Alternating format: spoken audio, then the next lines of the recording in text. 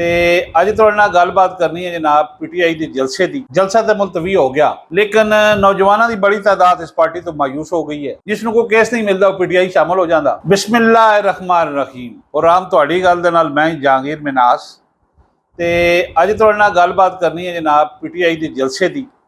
जलसा तो मुलतवी हो गया, लेकिन नौजवानों की बड़ी तादाद इस पार्टी तो मायूस हो गई है। और ज़ाहिर है वकीलों की भरमार इस पार्टी के विच, जिसनों कोई केस नहीं मिलता पीटीआई शामिल हो जाता।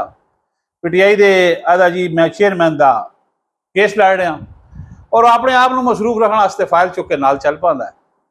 लेकिन वकील गो मगो की सूरत के शिकार 4 ग्रुप बन चुके हैं वकला दे जोड़े पीटीआई के केस लड़ रहे हैं। और हर ग्रुप कहना जी मैं इमरान खान का बड़ा करीब हाँ।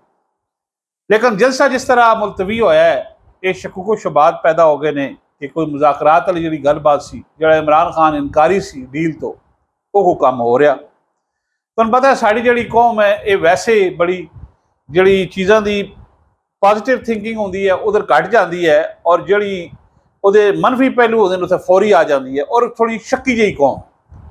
लेकिन एक काम ऐसा होया कि रात 12:30 बजे गंडापुर साहब की मुलाकात हुई और सुबह 7 बजे सवाती की मुलाकात तो बाद जलसा मुलतवी हो गया। लेकिन पूरे पाकिस्तान और बैरून मुल्क लोग बड़ी तनकीद कर रहे हैं, बड़े मायूस हो गए। और हर बंदा दूसरे लीडर नूं जिहड़ा पार्टी लीडर है उसनूं मशकूक नज़र नाल वेख रहा, क्योंकि इमरान खान की जी सिस्टर है उसके बयान तो बाद जो सवाती का किरदार है भी बड़ा मायूस है और मशकूक किरदार है सवाती का। उसकी वजह है कि सवाती साहब आजम सवाती साहब कोई 1 साल पहले रोज आकर रोंदे सन और कहते सन मेरे मुल्क के लोगों मैं आपको बताऊंगा एस्टैब्लिशमेंट क्या गुल खुला रही है, एस्टैब्लिशमेंट क्या कर रही है। मेरे मुल्क के लोगों ये जब तक आज़ाद मुल्क तभी सही आज़ाद होगा, एस्टैब्लिशमेंट वापस जाएगी तो। लेकिन हुण आजम सवाती साहब उस एस्टैब्लिशमेंट के राबता कार सहूलत कार और उन्होंने बड़ा ज़ाहिर है कीचड़ भी उछलाया जा रहा। पीटीआई की जी खवातीन ने वह भी बड़े सख्त सोशल मीडिया से इन्होंने जनाब तनकीद का निशाना बना रही हैं। लेकिन वकला के मैं दसा 4 ग्रुप, एक जनाब अपना शेर मुरवत आ, अपना दूसरा ग्रुप जोड़ा है वो जोड़ा है अपना हामद खान का है, तीसरा ग्रुप गोल बरिस्टर गौर का है, और शेर अब्दुल मुरवत का जोड़ा ग्रुप है वो KPK कहता है नौजवानों का और मेरा सोशल मीडिया का, और एक ग्रुप जोड़ा है वो उमर अयूब का अपना है और उस नाल भी कोई वकील शामिल होए नहीं सरगोदे दे। लेकिन ये जनाब जलसा मुलतवी हो गया और ये डील की जी गलबात है या मुज़ाकरात ही कह लो, डील तो एक सॉफ्ट लफ्ज मुज़ाकरात है। इस तो ज़ाहिर नून लीग भी थोड़ी डिस्टर्ब हो जाती कि इमरान खान फिर ना कदें कोई काम करके पुराना तो कोई अपनी राह निकाल के ना आ जाए। लेकिन एक काम हो रहा और मुल्क के अंदर इतना काम हो रहा है कि 11वें महीने तो बाद कुछ स्टेबिलिटी आए और इत्थे कोई मईशत का पहिया चला। ज़ाहिर इत्थे पोलिटिकल अनसर्टिनिटी है यानी सियासी बेयकीनी की सूरत हाल तो है। ये नाल जनाब कच्चे दे डाकू अफगानी बार्डर और जी जनाब होर फायरिंग फूरिंग हो रही हैं उन्होंने वजह तो भी लोगों की बेचैनी है। चलो एक लोगों की बेचैनी बिलों की है वो अल्लाह करेगा महीने तक मौसम ठीक हो रहा। और नाल ही उन्होंने लोगों को नवी वसूली पाती है कि उन्होंने मीटर भी चेंज हो रहे हैं, बिजली के मीटर सारे तब्दील कर रहे हैं और उस तो बाद गैस के टैरिफ का भी पता चल रहा है कि कोई कीमत बढ़न गई। लेकिन इमरान खान वाला जरा लोगों आस लगाई सी कि बड़ा खड़ा है मरद है इन्हों के झांसे च नहीं आएगा, एस्टैब्लिशमेंट ना गलबात नहीं करेगा, कोई डील नहीं करेगा।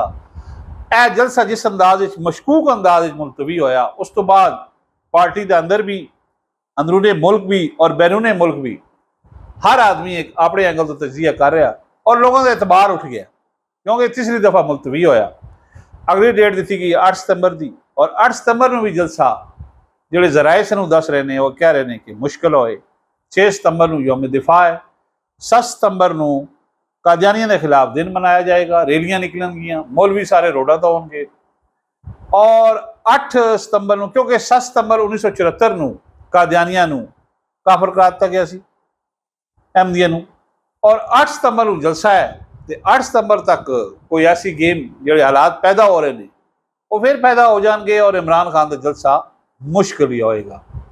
लिहाजा ये जनाब जो वकील आए सन फाइलें चुक के, हर वकील शामी टीवी के इमरान खान का वकील इमरान खान का वकील, इन्होंने ज़ाहिर अपने केस ही घट मिलते सी। इन्हें आखिर चलो इधर कोई टीवी ਤੇ ਬਹਿ ਜਾਵਾਂਗੇ ਤੇ ਲੋਕ ਜਾਣ ਪਛਾਣ ਹੋ ਜਾਏਗੀ ਔਰ ਨਾਲ ਇਮਰਾਨ ਖਾਨ ਦਾ ਅਟੈਕ ਲੱਗ ਜਾਏਗਾ, ਬਿੰਡਾ ਲੱਗ ਜਾਏਗਾ ਕਿ ਉਹਦਾ ਵਕੀਲ ਹੈ।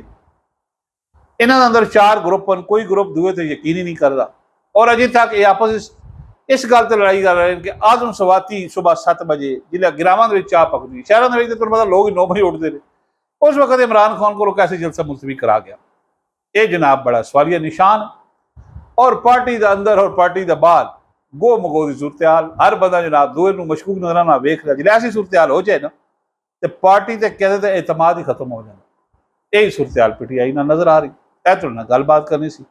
ਸਾਡੇ ਚੈਨਲ M2M ਨੂੰ ਅਗਰ ਤੁਸੀਂ ਹੁਣ ਤੱਕ ਸਬਸਕ੍ਰਾਈਬ ਨਹੀਂ ਕੀਤਾ ਤਾਂ ਕਰ ਦਿਓ, ਇਹਦਾ ਟੈਲੀ ਦਾ ਬਟਨ ਵੀ ਦਬਾਓ ਤਾਂ ਕਿ ਤੁਹਾਨੂੰ ਨਈ ਵੀਡੀਓ ਮਿਲਦੀ ਰਹੇ ਔਰ ਗੱਲਬਾਤ ਚੰਗੀ ਲੱਗੇ ਸ਼ੇਅਰ ਵੀ ਕਰ ਦਿਓ। ਮੈਨੂੰ तो इजाज़त, अल्लाह हाफ़िज़।